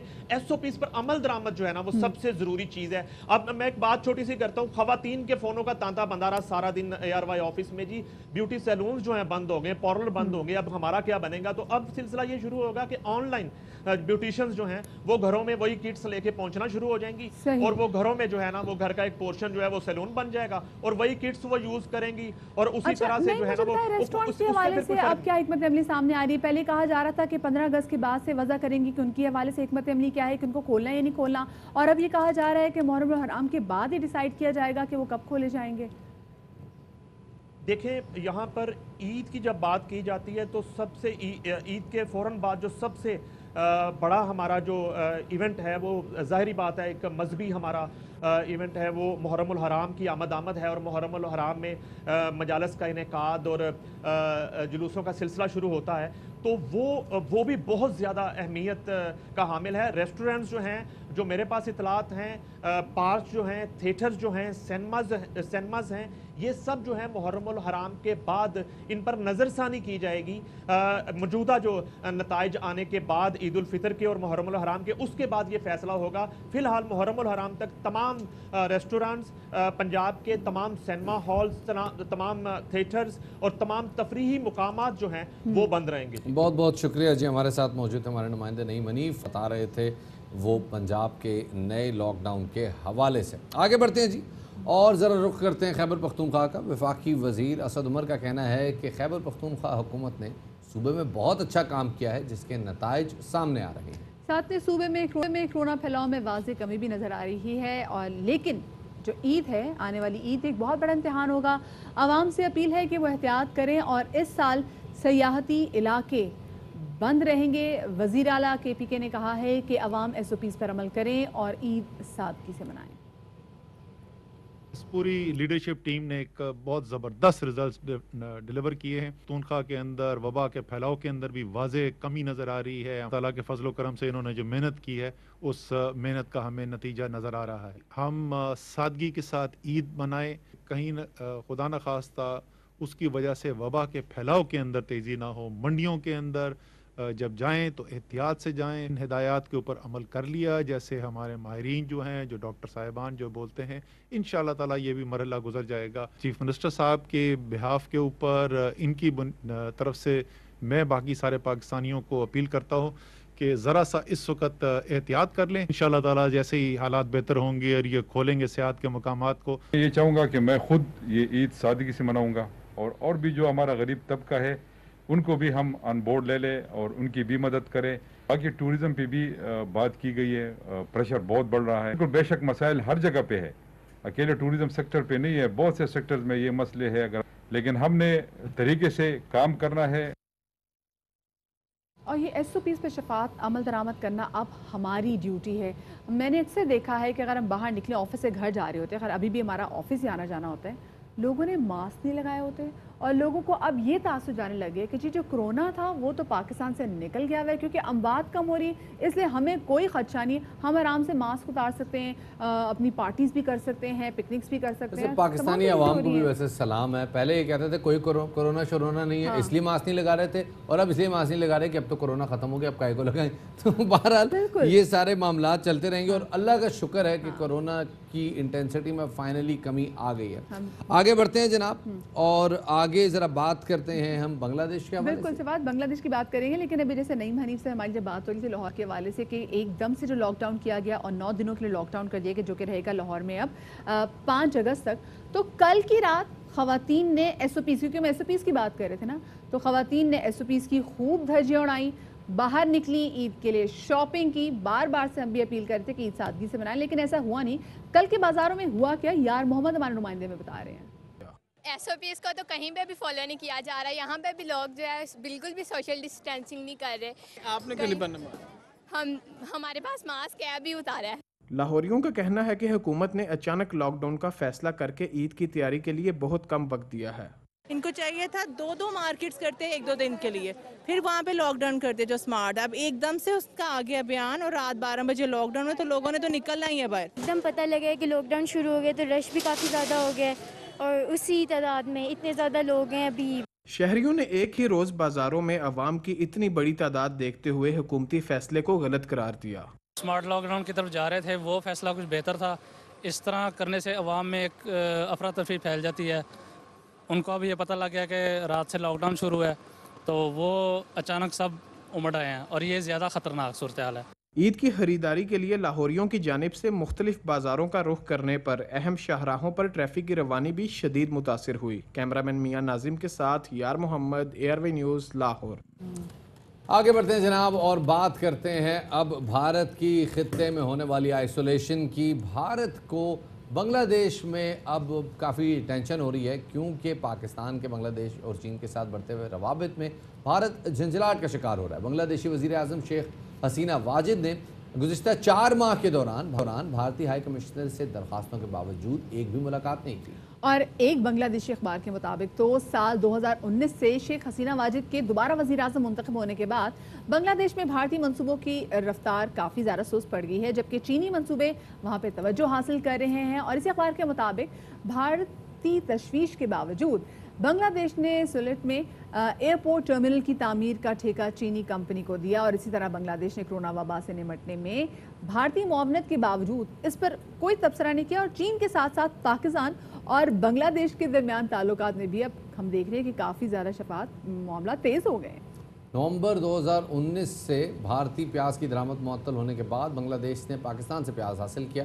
یہ گزشتہ 15 سال میں پہلا موقع تھا کہ بنگلہ دیش نے پاکستان سے کوئی زرعی درآمد کی. بنگلہ دیش کے بھارت کے ساتھ تعلقات اس وقت سرد مہری کا شکار ہوئے جب بھارتی پارلیمان نے متنازع شہریت ترمیمی بل اور نیشنل رجسٹر آف سٹیزن شپ پاس کیا جسے NRC کہتے ہیں. بنگلہ دیش میں اس وقت تشویش کی لہر دوڑ گئی جب سرکردہ BJP رہنماؤں نے یہ بیانات دیے کہ دستاویزات نہ رکھنے والے شہریوں کو واپس بنگلہ دیش بھیج دیا جائے گا. جس حوالے سے امت شاہ بھی بات کرتے رہے ہیں، اس حوالے سے سبرمنیم سوامی جی بھی بات کرتے رہے ہیں، اور کافی لوگ جو ہیں وہ اس حوالے سے اب بات کر رہے ہیں کہ NRC اور یہ CAA کا جو بل ہے اس کے بعد کوشش یہ کی جائے گی کہ جو لوگ جن کے پاس، کیونکہ ظاہر ہے کچھ بنگلہ دیش سے ہجرت کر کے گئے ہیں، کچھ کہیں سے ہجرت کر کے آئے ہیں، ان لوگوں کے پاس اگر اپنے ڈاکیومنٹس نہیں ہیں، اپنے کاغذات نہیں ہیں تو ان کی سٹیزن شپ معطل کر دی جائے گی. مطلب ان شارٹ مودی سرکار کی ایسی پالیسیز کی وجہ سے، ناقص پالیسیز کی وجہ سے اور واحد قسم کی پالیسیز کی وجہ سے اب کافی زیادہ ان کو ہزیمت کا سامنا ہے. مطلب چین سے ان کی ویسے بن نہیں رہی تھی اور اس کے بعد ہم نے کہا بنگلہ دیش میں، نیپال سے بھی دیکھ لیا، وہاں پہ بھی مسئلہ ہو گیا، بنگلہ دیش سے مسئلہ ہو گیا. تو اب ایگزیکٹلی بھارت کو سمجھ میں نہیں آ رہی کہ ان کے ساتھ آگے ہوگا کیا. اس تمام صورتحال پر ہم بات کریں گے. ہمارے ساتھ موجود ہیں جاوید قاضی صاحب، ان کو شامل گفتگو کریں گے. جاوید صاحب بہت شکریہ آپ کا کہ آپ نے ہمیں وقت کیا.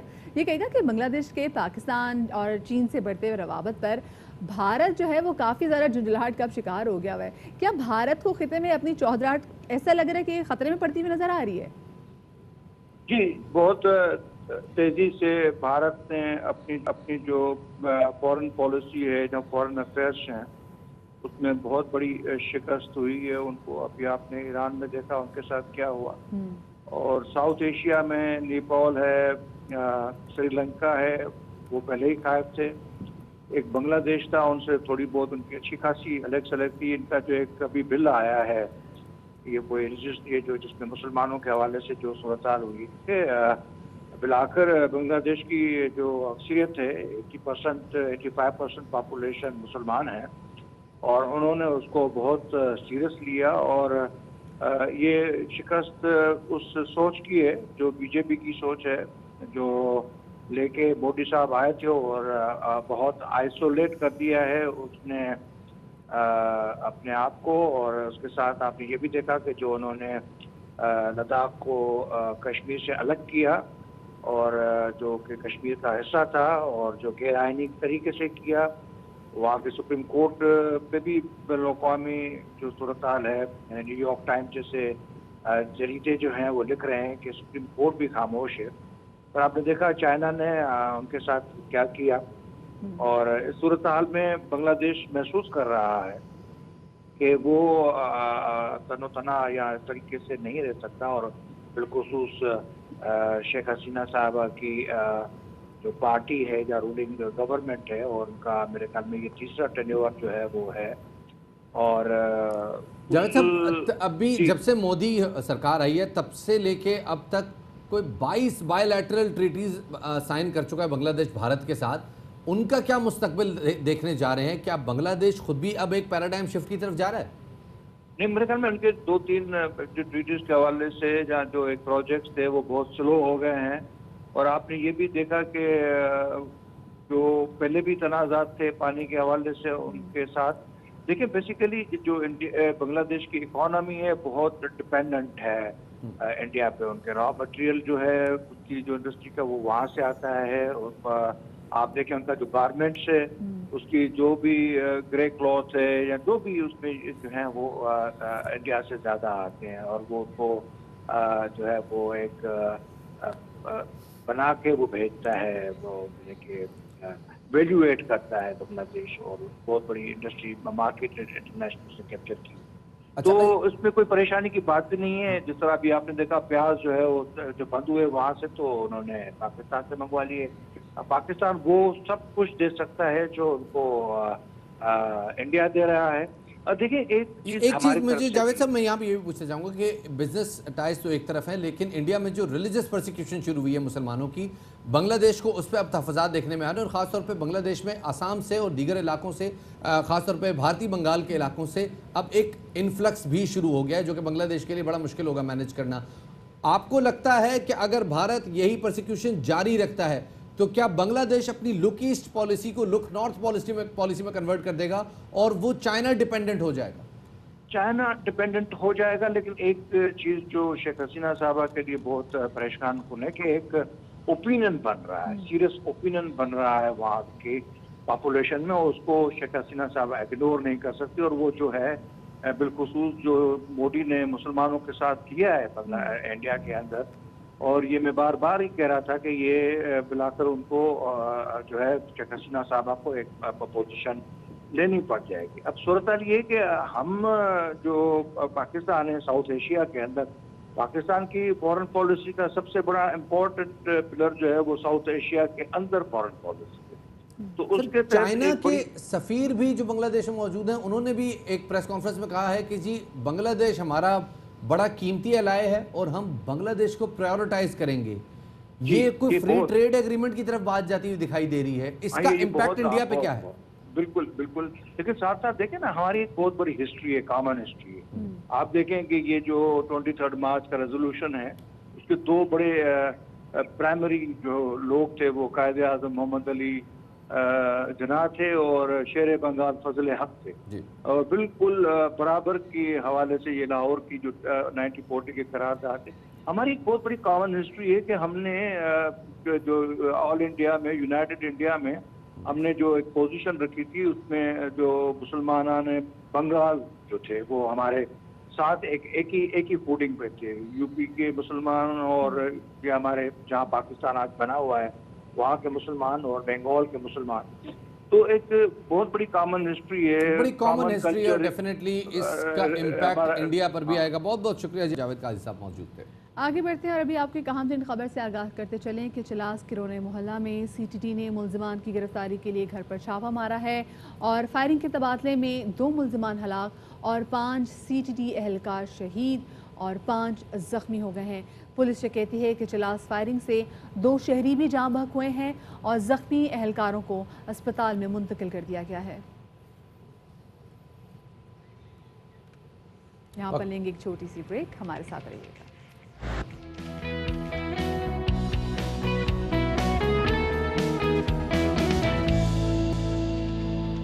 Welcome back after the break. और ब्रेक के बाद आपको एक अहम तरीन खबर भी देते चलें कि हुकूमत सिंध के सेक्रेटरी इस्टेब्लिशमेंट ने ख़त लिखकर वफाक से ज़ियाउर रहमान की खिदमत मांगी थी। वफाक की वज़ीर अली ज़ैदी ने ट्वीट किया है और अपने इस ट्वीट में वो कहते हैं कि ख़त के जवाब में वफाक की खिदमत सिंध हुकूमत के हवाले की। हुकूमत सिंध झूठ बोल रही है कि वफाक ने अफसर हमें गिफ्ट किया। अली ज़ैदी ने हुकूमत सिंध की जानिब से वफाक को लिखा गया ख़त भी शेयर कर दिया।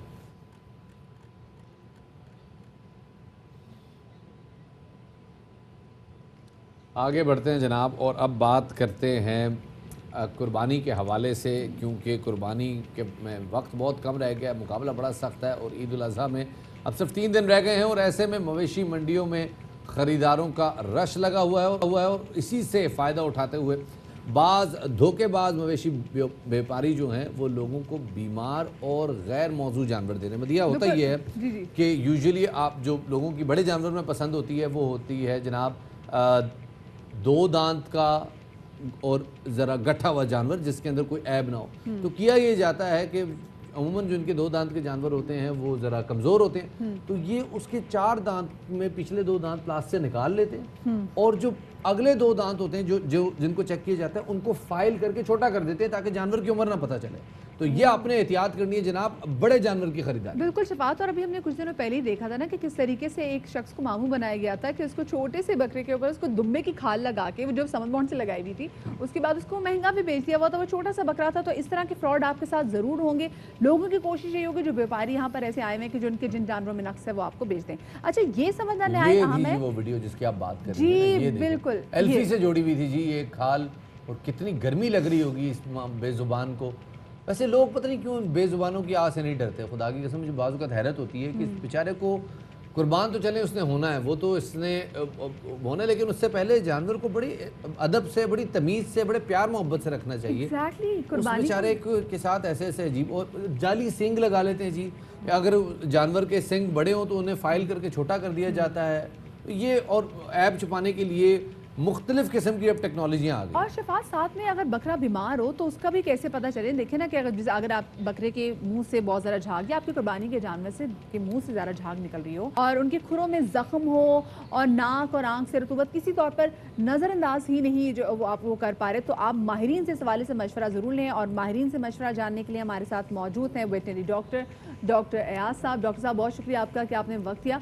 अच्छा डॉक्टर साहब, पहले तो मैं चाहूँगी कि आप उन तमाम तो लोगों को टिप्स दें जो कि इस वक्त मवेशी मंडियों का रुख कर रहे हैं कुर्बानी का जानवर लेने के लिए, तो वो क्या बातें जहन में रखें जिससे उनको इल्म हो सके कि इस तरह से बकरे में नुक्सा अगर इसकी बीमारी हो वो किस तरह से यहाँ हो सकती है उन पर। अच्छा देखें, इसमें बहुत सारी चीज़ें हैं। जैसे आप मंडी जाएं या किसी भी मार्केट में जब जाएं तो फर्स्ट ऑफ ऑल आप देखें, जनरल ऑब्जर्वेशन देख लें कि कोई लिम्पिंग चेक करें, कहीं लंगड़ा तो नहीं रहे, या कोई आई इशू देखें, डेंटल प्रॉब्लम देखें। जैसे आपने बाकी की सेलिवेशन की बात की, तो ये जनरल चीज़ें हैं जो आप पहले उसको देख लें। अच्छा, इसके बाद जो है इसको थोड़ा सा चला के देख लें। और इसके अलावा मेन जो चीज़ इनमें जो है बड़े जानवरों में कंपाउंड स्टमक है, तो इनमें देखी जाती है जुगाली जो है, ये मेन एक हेल्दी एनिमल के जो सिम्टम्स हैं, अगर वो प्रॉपर अगर जुगाली कर रहे हैं दैट मीन्स कि ये हेल्दी है। तो ये बेसिक चीज़ें हैं जो आप देख सकते हैं। इसके बाद तो खैर आप किसी एक्सपर्ट से ही पूछ सकते हैं कि इसमें और क्या इश्यूज हो सकते हैं। मुझे ये बताइएगा डॉक्टर साहब कि क्या ऐसी भी कोई दवाइयाँ होती हैं जो इन जानवरों को दी जाएं जिससे इनके पेट फूल जाते हैं और ये हेल्दी नज़र आना शुरू हो जाते हैं? क्या बिल्कुल देखें, नॉर्मली जो है सोडा जो है पानी में मिक्स करके जो है, ये मैंने सुना भी है और बहुत कैसे सामने देखे भी हैं कि सोडा मिक्स करके जो है एनिमल को दी जाती है, तो जिससे जो है उनको गैस होता है। या फिर बहुत सारे हैं जैसे देखें रोटी खिलाई जाती है या चने भी, जिस तरह ऑनर्स भी ऐसे ही करते हैं, चने खिला देते हैं बहुत ज़्यादा, जिससे और उसके ऊपर जब पानी जानवर जब ज़्यादा इंटेक करते हैं तो उससे जो है गैस ज़्यादा ब्लॉटेड स्टमक के इश्यूज होंगे, जिससे फिर बहुत ज़्यादा हेल्दी लगता है, तो लोग उसी को पिकअप कर लेते हैं। सही। अच्छा, तो इसको कम करने का तरीका क्या है? लोग कहते हैं जनाब नमक वाला पानी पिला के पहले देखें अगर उसका पेट नीचे आ जाए, ऐसा कुछ होता है पॉसिबल? ऐसा नहीं, देखें क्विकली तो नहीं होता, इसमें टाइम लगता है। नॉर्मली देखें अगर एक एनिमल जो है अगर ब्लॉटेड स्टमक है ठीक है, तो उसमें ब्लॉकेज आ जाए तो वो फौरन से तो रिमूव नहीं होते, क्योंकि नॉर्मली उसमें मीथेन गैस ज़्यादा होता है, उसमें गैस जब ज़्यादा उन पर तो वो एकदम से तो रिमूव नहीं होता। उसके टिप्स यही है कि इसको फिलहाल जो है थोड़े से फास्टिंग पे रखें। इसके बाद जो है कोई लैक्सेटिव या जो परगेटिव जो है आप होम रेमेडी यूज़ कर सकते हैं, जिससे नॉर्मली जैसे लोग क्या करते हैं कि ये आपका नीम गर्म दूध ले लेते हैं, उसमें गुड़ मिला के दे देते हैं, तो इससे विदिन 24 आवर्स जो है गैस जो है वो रिलीज हो जाती है, यानी कि देसी टोटके भी काम आ जाते हैं। अच्छा डॉक्टर साहब ये बताएगा कि हम जब जाके मवेशी मंडी से ये जानवर अपने घर ले आते हैं तो उसके बाद ये बच्चे तो बड़ा एंजॉय करते हैं, क्योंकि बच्चे तो इसका इंतजार कर रहे होते हैं, और फिर बच्चे क्या करते हैं, बच्चे जो खुद खाते हैं अपने प्यारे बकरे अपनी प्यारी बैल को भी वही चीज़ें खिला रहे होते हैं, यानी कि चिप्स भी खिला रहे होते हैं, वो नगेट्स खा रहे होते हैं, उनकी कोशिश होती है कि वो बकरे ये भी खा लें। ऐसी कौन सी चीज़ें जो हमें अपने बकरों को या अपने बैलों को या अपनी कुर्बानी के जानवरों को देनी चाहिए, क्योंकि बच्चे तो हर चीज़ शेयर करते हैं। नहीं देखें, हर चीज तो ना दें, देखें नॉर्मली जो life stock animals obviously they are herbivores, तो उसको वही चीज दें जो हर्ब्स से रिलेटेड हो, ठीक है। अब लोग क्या करते हैं, आइसक्रीम दे देते हैं, ठीक है, या इसके अलावा स्पाइसी चीजें दे देते हैं जिससे बच्चे जो है, तो ये चीजें अवॉइड करनी चाहिए। इसी से जो है इनडाइजेशन के इश्यूज होते हैं। फिर जब एनिमल्स में इनडाइजेशन जब स्टार्ट हो तो इसको आप फौरन से रिजॉल्व नहीं कर सकते, ये फिर आप चले जाएंगे वीक या 10 डेज। वैसे भी एनिमल जब ट्रांसपोर्टेशन के थ्रू घर आ रहे होते हैं, वैसे भी जो है ट्रांसपोर्टेशन से जो स्ट्रेस है, ट्रैवलिंग स्ट्रेस की वजह से जो है एनिमल्स खाना वैसे भी छोड़ देते हैं। तो ट्रैवलिंग स्ट्रेस की वजह से जानवर खाना छोड़ सकते हैं। बड़ी इंपॉर्टेंट बात की आपने। ज्यादा प्रॉब्लम जो है ट्रैवलिंग स्ट्रेस ही है, क्योंकि देखें चढ़ाने के दौरान या उतारने के दौरान जो है कोई इंजरीज जो है मेजर इंजरीज होती हैं इनमें, ठीक है, और फिर एक बहुत ही कंजेस्टेड उसमें आप लोग ट्रांसपोर्ट करके ला रहे होते हैं, तो जाहिर बात है स्ट्रेस होता है। एनिमल का वेट देखा ना, मोर देन 100 kg 150 kg, उसको जब आप इस तरह रफली जब उतारें। मुझे डॉक्टर साहब ये बताइएगा कि इस वक्त चूंकि बहुत सारे, मैं कुर्बानी के तरीके की तरफ भी आता हूँ, लेकिन उससे पहले मुझे बताइएगा कि बहुत सारे जानवर इस वक्त कराची में और मुल्क के मुख्तलिफ इलाकों में पानी में खड़े हुए हैं मुख्तलिफ देर तक, मतलब 24 घंटे से ज़्यादा हो चुका है कि कुछ जानवर जो हैं वो पानी में खड़े हुए, कुछ इलाकों में खुर में उनके प्रॉब्लम आ जाती है और उसमें पानी पड़ जाता है यूजुअली। ऐसे जानवर के लिए क्या करना चाहिए? कोई कुर्बानी से पहले कोई ऐसा मामला हो सकता है कि उसकी तकलीफ कुछ देर के लिए कम की जा सके? देखें, सबसे पहले तो आपके पास स्पेस होनी चाहिए जो टोटली ड्राई हो, ठीक है। आपको पता है कि ह्यूमिड क्लाइमेट में बैक्टीरियल ग्रोथ जो है बहुत ज़्यादा होती है। एक बेहतरीन मीडियम है बैक्टीरिया को ग्रो करने के लिए जब वेट प्लेसेस हो, ठीक है, स्पेशली जो है रेनी सीजन में, तो उसको एज पॉसिबल ड्राई रखें या कोई ऐसे बेडिंग बिछा दें जिस लाइक भूसा वगैरह यूज़ करें, उससे उसको आराम मिले, ठीक है। अगर आप टोटली एक रफ स्पेस पे उसको रखेंगे, फ्रेश पे रखेंगे, तो ऑब्वियसली और ज़्यादा ख़राब होगा, क्योंकि हूफ इनका बहुत ज़्यादा सेंसिटिव होता है, सेंसिटिव पार्ट है, जाहिर बात है उसी से चल रहे हैं, उसमें भी नर्व एंडिंग्स है जिससे बहुत ज़्यादा पेन होता है। तो क्विकली तो खैर आप वुंड्स के जो है ऐसे जैसे आप किसी एक्सपर्ट को बुला के, किसी वेटरियन को बुला के इसको ऐसे। और ये जो लोग तेल की मालिश कर देते हैं, जैतून का तेल यूजुअली लगा देते हैं या मिट्टी का तेल लगा देते हैं, ये नहीं, मिट्टी का तेल है? तो बहुत ज़्यादा हार्मफुल है, ऑब्वियसली मिट्टी का तेल तो यूज़ ना करें। इससे बेटर है कि सबसे जो बेस्ट है कि आप नमक के पानी से ही वॉश कर लेती है। अगर आप खुद अगर ट्रीटमेंट करना चाहें तो वोन को नमक का पानी यूज करें। डॉक्टर साहब आखिरी बात की तरफ आता हूँ, कुर्बानी के तरीके में कसाबों के पास एक अजीब व गरीब टिप होती है जिसकी वजह से कुर्बानी का जानवर कुछ देर में ठंडा हो जाता है। वो 20 से 25 मिनट नहीं लेता, वो 5-10 मिनट में ठंडा हो जाता है, और वो है कि वो जानवर को नहर कर देते हैं, छुरी डाल के उसका दिल काट देते हैं। ये तरीका क्या ठीक है? क्या इससे जानवर सही तरह से कुर्बान होता है? नहीं, देखें, सबसे मेन एम होता है जब आप किसी जानवर को ज़िबर करते हैं ना, तो मैक्सिमम उसमें से ब्लड जो है वो एक्सपेल आउट हो जाए, ठीक है। तो उससे क्या है, गोश्त ख़राब भी नहीं होता, गोश्त का जायका भी अच्छा होता है। क्विक मेथड कभी भी यूज़ करनी नहीं चाहिए। आप उसमें रिलैक्सली उसको ज़िबा करें और कोशिश करें कि जो है ब्लड जो है मैक्सिमम उसकी बॉडी से रिलीज़ हो जाए।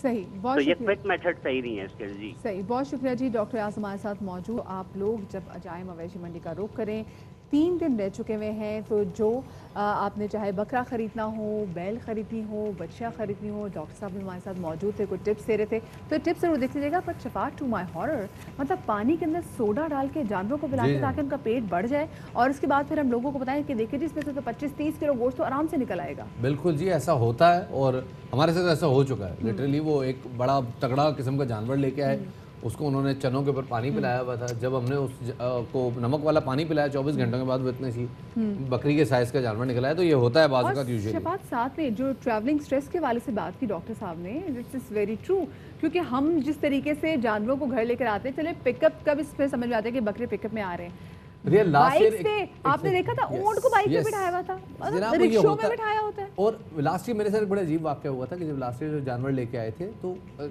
जो किसी ने उसके गले में घंटी बांध दी थी, वो घंटी की आवाज़ से वो स्ट्रेस में था और उसने 1.5 दिन खाना नहीं खाया। जब उसकी घंटी उतारी तो उसने खाना खाना शुरू कर दिया।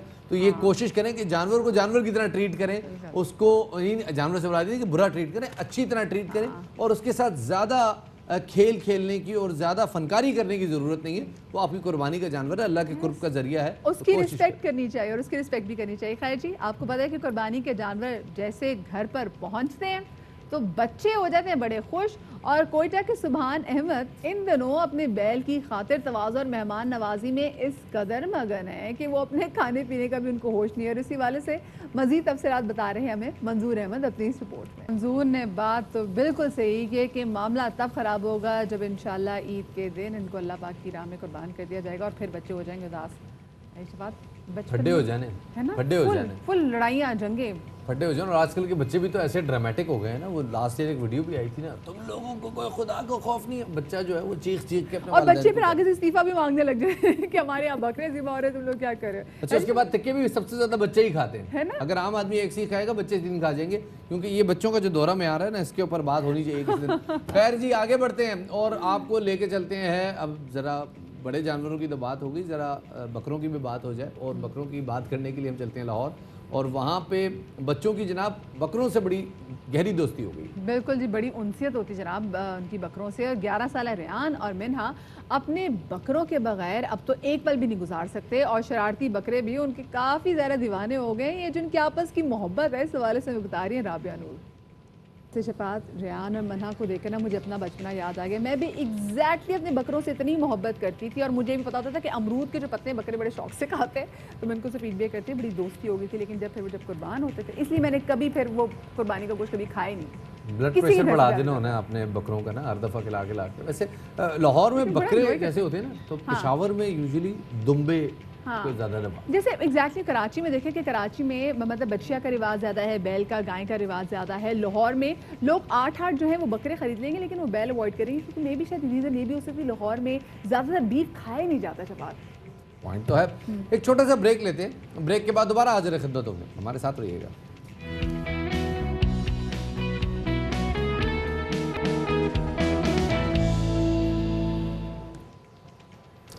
ब्रेक के बाद आपको एक बार फिर खुशामदीद कहते हैं और आज बात करेंगे जनाब शहीद अमजद साबरी साहब की उस लेगेसी की जो कि उन्होंने अपने वालिद से पाई और अब उस लेगेसी को आगे बढ़ा रहे हैं जनाब मुजद्दद साबरी साहब। बिल्कुल जी, और मुजद्दिद से आज हम गुफ्तगू भी करेंगे। मुजद्दिद साबरी अपने आवाज़ के ज़रिए साबरी ग्रुप की अब रहनुमाई करने के लिए कोशां हैं और इसी मकसद के लिए मुजद्दिद भरपूर तरबियत भी हासिल कर रहे हैं।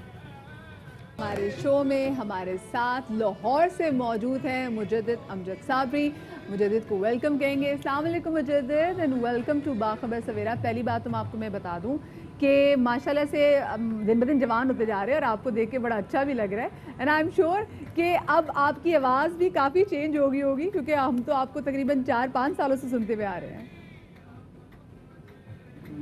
जी, पहले तो अस्सलाम वालेकुम सब लोगों को। वालेकुम सलाम। और आवाज़ में चेंजिंग तो आप लोगों को महसूस होगी क्योंकि मैं तो खुद अपने आप में ही गा रहा हूँ, मुझे इतना कोई चेंज नज़र नहीं आता बस। और घर वाले ही कहते रहते हैं कि कोशिश करो, अभी भी थोड़ी कमी है, बस बहुत ज़्यादा ही कमी है अभी तो। इंशाल्लाह आप लोगों की बस दुआएं चाहिए और थोड़ी सी मेरी मेहनत भी होगी इंशाल्लाह। मेहनत तो ज़्यादा है आपकी माशाल्लाह, नज़र भी आ रहा है। तो क्या टाइम लाइन रखी हुई है, हम कब ऐसा मौका आएगा कि हम मुजद्दिद को बाकायदा तौर पे स्टेज पे परफॉर्म करता हुआ देखेंगे?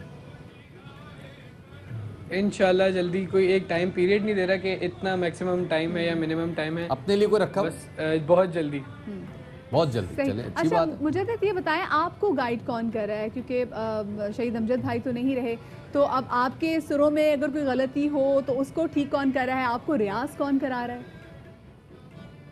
जी, अभी क्योंकि अभी ये लॉकडाउन का पीरियड चल रहा है, ये मुझे मतलब मैं प्रैक्टिस तो कर रहा था, लेकिन चैनल का ख्याल मुझे लॉकडाउन में ही आया। मेरे फ्रेंड्स वगैरह ने बोला कि तुम इसे कैरी ऑन करो, तो उसी से अगर मुझे कोई मसला होता है, मैं अपनी रिकॉर्डिंग सुनता हूँ तो मैं अपने किसी बड़े चाचू को, ताया को फ़ोन करके पूछता हूँ कि इसे सही कैसे करना है। तो और ये इसका क्या होगा, किस बिस्मिल्लाह करें, कुछ हमें भी सुनाएं। कहाँ पहुँची है तैयारी? आप फिर बताएं क्या सुनना पसंद करें? जो आप सुनाना चाहेंगे।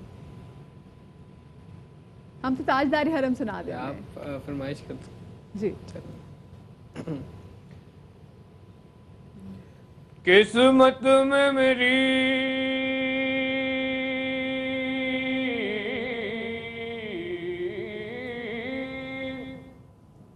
चैन से जीना लिख दे, डूबे न कहीं मेरा सफीना लिख दे। वाह वाह। तो जन्नत भी गवारा है, जन्नत भी गवारा है मगर मेरे लिए ऐ कातिब तकदीर मदीना लिख दे। क्या बात, क्या बात। बहुत शुक्रिया अमजद साबरी के बेटे मुजद्दिद साबरी हमारे साथ मौजूद थे। वक्त बहुत कम है, आपसे इजाज़त, अल्लाह हाफ़िज़।